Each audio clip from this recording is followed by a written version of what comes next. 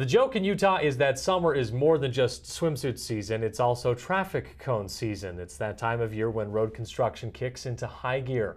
This summer, some big projects will wrap up, bringing much needed relief to commuters, especially in Utah County. Joining us today to discuss the importance of traffic cones and the projects that require them is Janet Kavinoky. She's the Executive Director of Transportation and Infrastructure at the U.S. Chamber of Commerce. Janet, thanks for taking some time with us. Thanks for having me. Let's start by picking on the federal government, shall we? Oh, I love to do that. Okay, Congress just passed another 90-day extension to the federal highway funding bill. So my question to you is, what kind of transportation system can we build 90 days at a time? We can't build a transportation system 90 days at a time. In fact, all a 90-day extension does is give Congress time to try and finish their job. In reality, the construction industry, which nationwide is still suffering under about 17% unemployment, is not going to get people back to work, and it's not going to have the certainty of a pipeline of projects and of federal funding 90 days at a time. And frankly, you can't do anything in 90 days that really helps the transportation system work better for business. So Congress has to get its job done. So what's the sticking point? What's keeping us from getting it done? Well, the good news, let's start with the good news, is that the United States Senate successfully passed a bipartisan bill. They've done their job, thanks in large part to Senator Hatch, as a matter of fact. But the House is having some issues. They can't seem to get their arms around the fact that if we don't invest in our transportation system, we really can't grow our economy. So the House of Representatives needs to put a bill on the floor soon, pass that and get to conference so that we can get a bill to the president's desk before June 30th. Now here in Utah, unlike the federal government, you could say we have made transportation funding a priority. It's something we've invested in fairly heavily over the last 10 years. And if you look today, we are the third fastest growing economy in the United States. Tell me there's a correlation between those two. Well, in fact, there is a correlation. The U.S. Chamber looked a couple of years ago at the relationship between having a transportation system that works for business, one where you've got the infrastructure today where you need it, that it's reliable, it's predictable and safe, and that you have the capacity for future growth. We saw that in looking at both performance and the economy, there's a real strong correlation between how well the transportation system works and overall economic growth.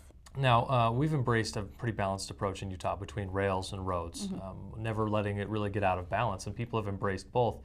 Do you think that both have to be part of the answer? Is that an equation that you're seeing that works in other places as well? Well, you know what business wants, what people want, are to get from point A to point B efficiently and safely.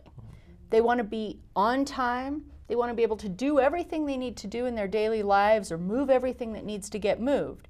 And when I talk to people, they don't want to fight about, is it roads or is it rails, is it runways or is it something else? They want to get the job done. That's what mobility is about.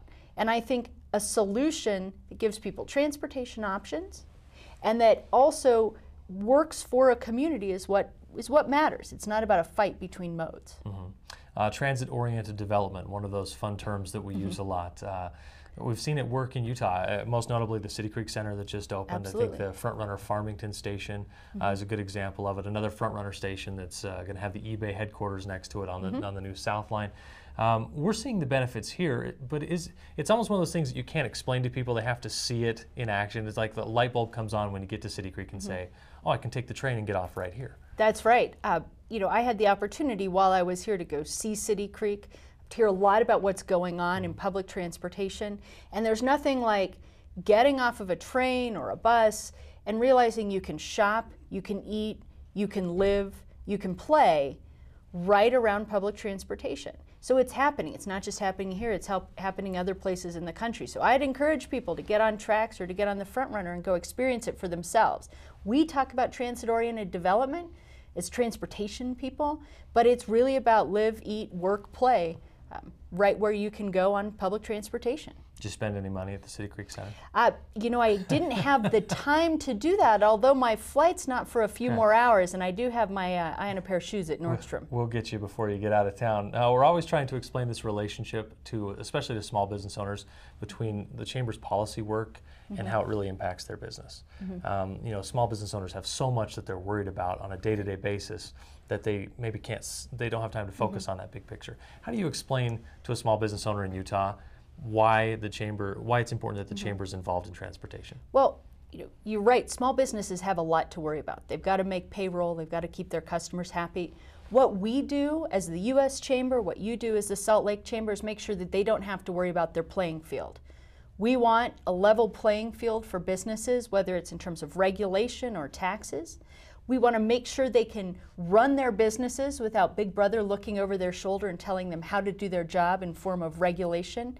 And when it comes to mobility, we are making sure that there's the physical platform of the economy there so that people can come into their businesses, their workers can get there, they can move their products really, really well.